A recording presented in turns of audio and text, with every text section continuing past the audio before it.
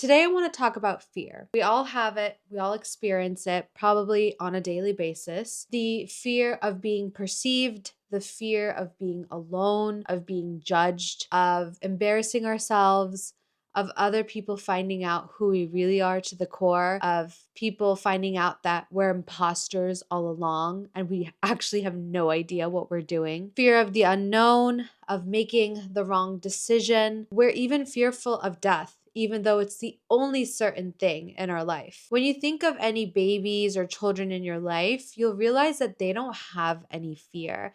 Fear is something that develops over time because of our experiences, because of our conditioning, and it's something that we inherit from those around us, especially our parents. When you're watching a baby trying to learn how to walk, every time they fall, they get right back up. You've never seen a baby fall and then be embarrassed and be like, oh my gosh, other people must think I'm a loser. I am never going to try to learn how to walk ever again, right? That never happens. Babies fall, and what do?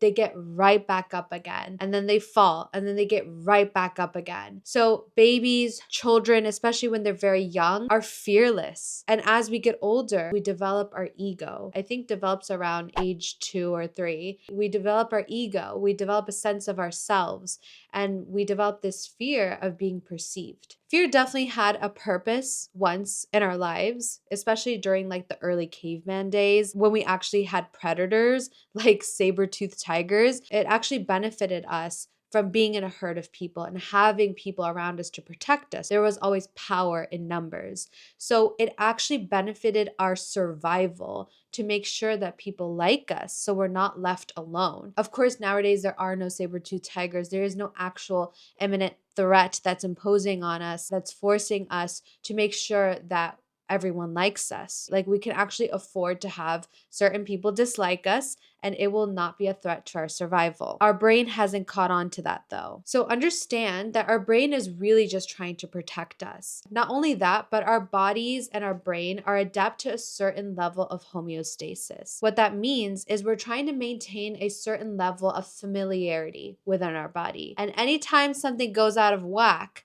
our brain freaks out and tries to bring us back to that certain level. And we all have a different level. Think of like a thermostat. It's always set to 68 degrees. If you bump it up to 70 degrees, it's going to start freaking out and it's going to try to bring the temperature back down because that's all it's used to. So understand that the brain seeks familiarity. Anytime you push yourself outside your comfort zone, anytime you grow, anytime you make a new group of friends, or you talk to different people, or you move to a different city, your brain's going to feel really uncomfortable. And you may perceive this as a bad thing, but in actuality, it's just your brain trying to seek familiarity. It's so important to understand that we are not our thoughts. Our thoughts are naturally going to want to bring us down to our old familiar self, but it's our job to break that habit of being our old familiar selves. I now see fear as this overprotective mother. Listen to your mother. It's a scary world out there. She's genuinely just looking out for you, and she cares about you, and she wants to protect you. Is she right?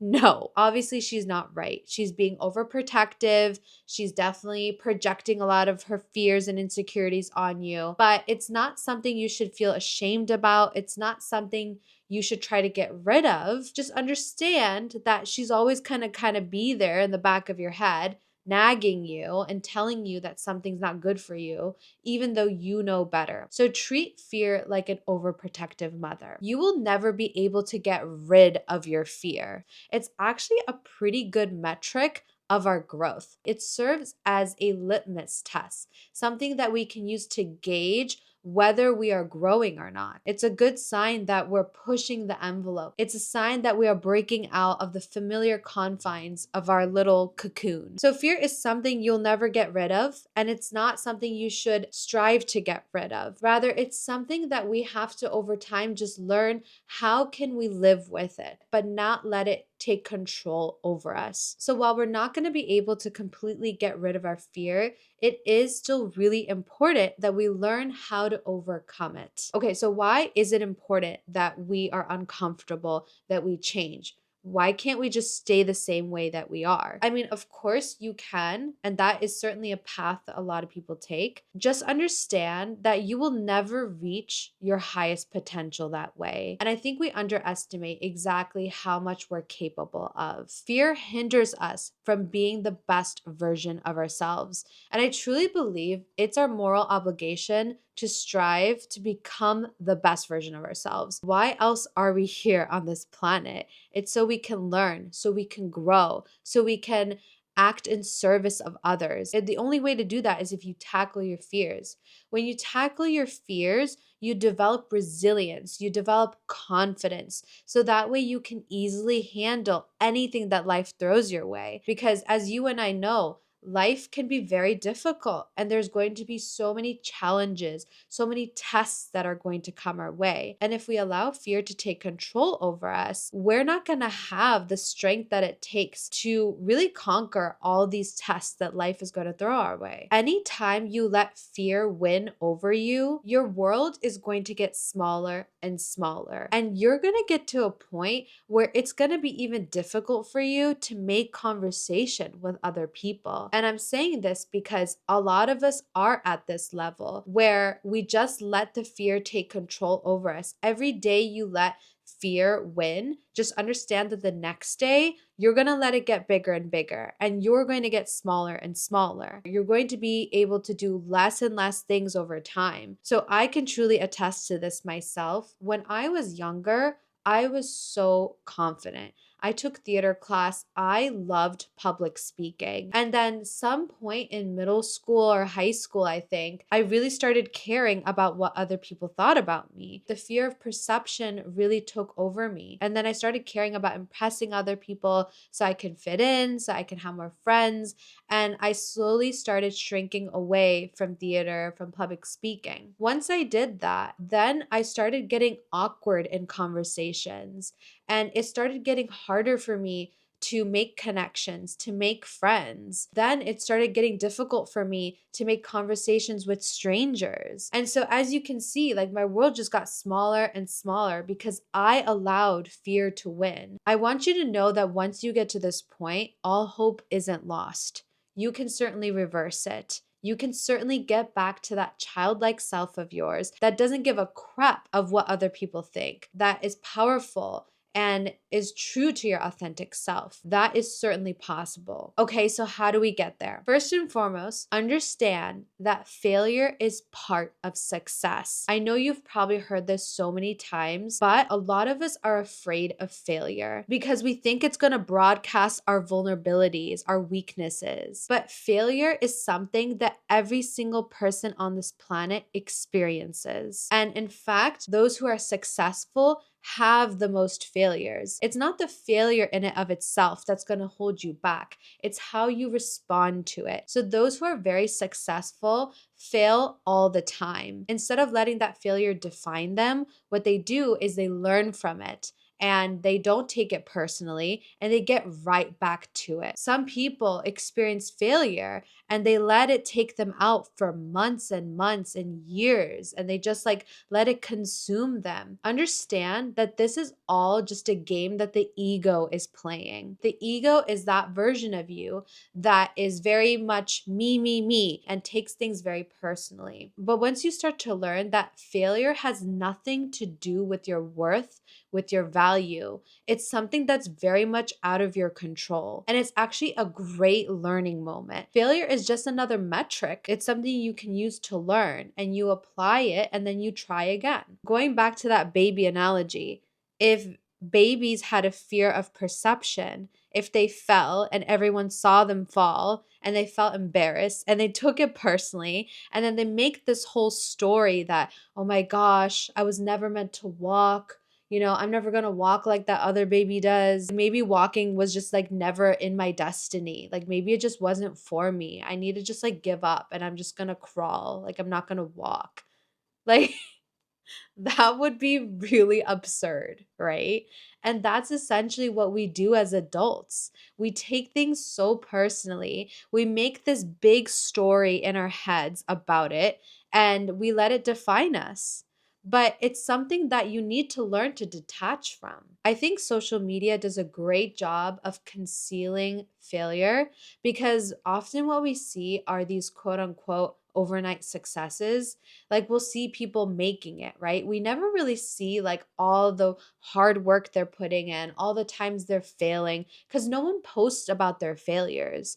And so we get this false sense of reality that people are just perfect and they're just great at everything. And then once they try, things just manifest out of thin air. What people aren't showing you is all those years and years of them failing, of those videos they've been posting that gets like 10 views for 3 years. And then all of a sudden, one video goes viral and you just think they're overnight success. Same thing goes for singers. Same thing goes for athletes, for authors, literally anyone who achieves success. They've been going after it for years and years. They've been experiencing failures. They fall flat on their face. They get back up again. They fall flat on their face. They get back up again. And then one day, those years and years of work just pays off, and we view it as an overnight success. But really, it was just an accumulation of all these failures until they finally achieved success. Speaking of detachment, I always like to remind myself that I can survive with very, very little. I don't know where I learned this or how this stuck with me, but there's like this type of fish that can survive with very little water, and all it does is just surviving, right? Like with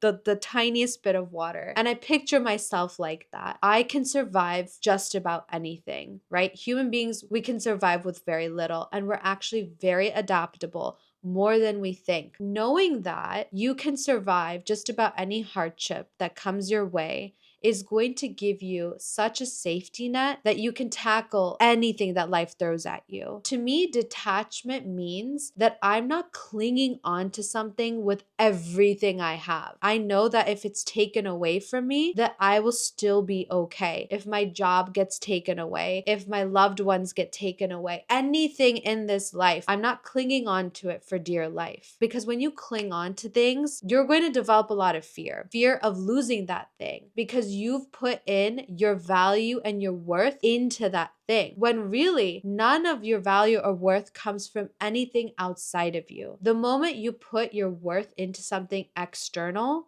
you're going to introduce a lot of fear into your life. For example, if I get a lot of my value and worth from what other people think about me, the moment that someone doesn't want to be my friend, they're not responding to me, I'm going to act based off of fear. I'm going to chase after them because now my value is in their hands, right? They need to like me. Otherwise, I'm not worthy. Otherwise, that means I'm nothing. Do you see how easily I just gave someone else my power? But if I understand that my value and worth is solely coming from me, then nothing outside of me matters. Anything can be taken away from me, and it won't matter because I have that solid foundation within myself. That is what true detachment is. And it's something you have to practice over and over. You can't place your worth, your value, your peace, and where you find fulfillment outside of you. Okay, so we kind of went over some deep stuff in tackling your fears. I want to go over more practical things you can try on a day-to-day basis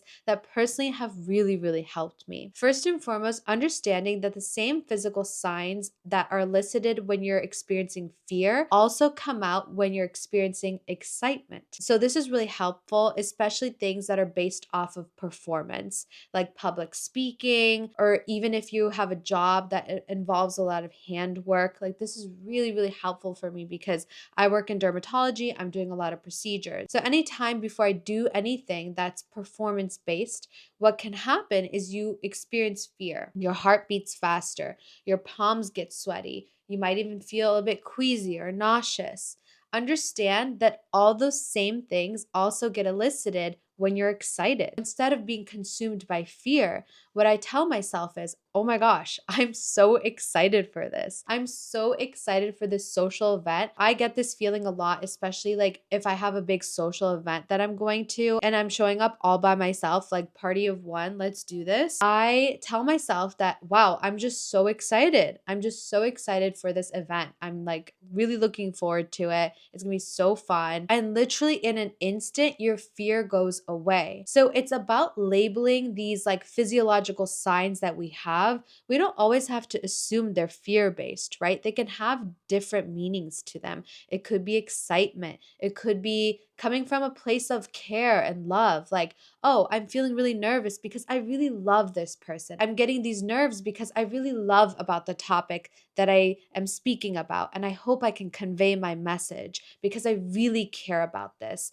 This is how much I love my work. So just label these physiological signs of fear as different things. And it's not even lying because it's actually from the truth, right? Like, I'm sure you really do care about what you're speaking about, and you do care about the social event, and you're excited and you're looking forward to it. So not everything has to be labeled as fear. Another thing you should practice are positive affirmations and physical poses within the body. We hold a lot of emotions in our body. Often what happens is we first perceive that emotion in our body, and then our brain puts a label to it. So if you're like really tense and you're getting clammy and your heart's beating fast, like, you are going to freak out, right? You're going to feel that fear. So instead, make more empowering poses with your body. The victory pose. Like, I did this before my PA school interview, and I know it sounds cheesy, but I swear to God it works. You look in the mirror and you make this victory pose, and like literally like you're Superman,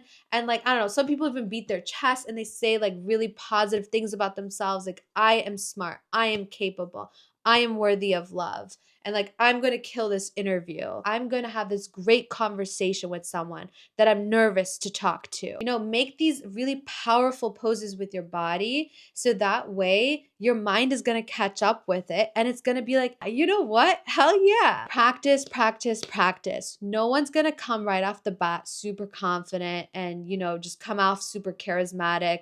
No, it's going to take lots of practice. Think about it. You spent years being in your shell. You spent years getting smaller and smaller. So it's gonna take time to slowly, naturally get out of it. We get so many opportunities presented to us on a day-to-day basis. If you're even going in the elevator, grocery store, gym, make eye contact with people. Oftentimes we just say like one or two words to strangers. I want you to add on one more sentence to that, okay? It doesn't have to be this long monologue, but just be like, hi, oh my gosh, are you excited for it to snow today? Just like add on one more line. And that way you can open up a possibility for a conversation. I do this challenge every day where I make sure to do one thing that makes me feel uncomfortable. Just one thing. It could be anything. It could be making a conversation with a stranger.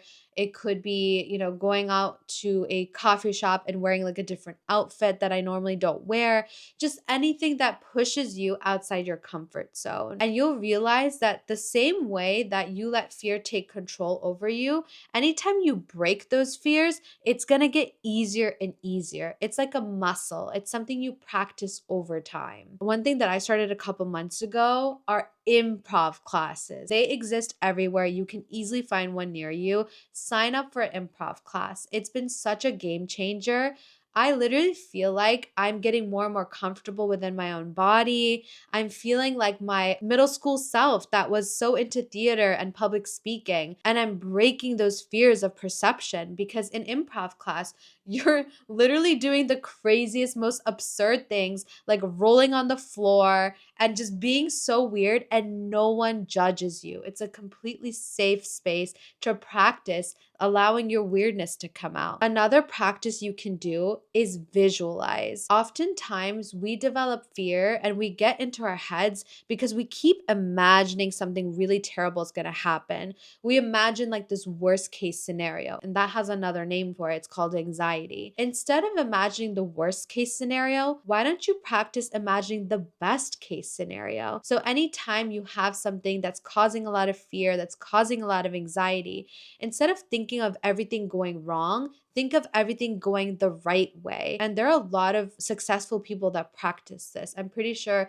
like Michael Phelps does this, people who are athletes, they literally imagine themselves getting that gold medal, making every score, like literally visualizing it. When you visualize things and everything going right, your body naturally kind of follows that too. It's crazy how that works. Wherever you look, wherever your eyes go, that's where you're going to go too. We do this practice in yoga, it's called the crow pose. And they always tell us if you're going to look at the floor, you're going to fall. Instead, look in front of you, right? If you look in front of you, if you look ahead of you, that's exactly where your body's going to go. So your body always follows where your eyes go. Your body always follows wherever you visualize. But if you keep imagining worst case scenarios of things not working out, it's almost like this self-fulfilling prophecy where you are going to mess up because you keep thinking about it. Make a wins list. This is so helpful. It's also so cute and such a beautiful form of self-love. Try to do it maybe once a week, once a month. If you want to do it on a daily basis, it's going to be even more powerful. But just jot down like in your notes app or in a journal things that went well that day, little wins that you had. Oh, I made a conversation with the barista. I went outside my comfort zone and talked to the employer at Trader Joe's. Like all these little things add up over time. And I think we always tend to focus on everywhere we mess up and all our failures that we neglect to see how well we're actually doing. When you actually write down everything that went well that day, you're just kind of priming your brain to do those things even more. It's like positive reinforcement. Like we always tend to focus on everything we're lacking, everything that we're not doing well, but positive reinforcement goes a long way. We know that. We know that for children. We know that for when we're training animals. So you have to apply that same logic to yourself as well. And lastly, it's so important to embrace your authentic self. Stop trying to act cool. We all need to start embracing our individuality because that's what makes us unique. That's what makes people admire us and like us. Once you understand that we all have something really special to offer and you understand your worth and your value, you're going to care less and less about what people perceive you as. Like you're going to really put yourself out there. You're not going to be afraid of failure. You're not going to be afraid of what other people think because you yourself know your value. So remind yourself of your value every single day. All right, so that was a summary of everything that I've been learning about in terms of tackling your fear. So understand that fear is always going to be there. And it's not a matter of getting rid of that fear. It's about feeling that fear and doing it anyway. Just a reminder, if you find these videos helpful and you want to see more of them, please make sure to subscribe and support my small channel. And I'll see you guys in the next video. Bye.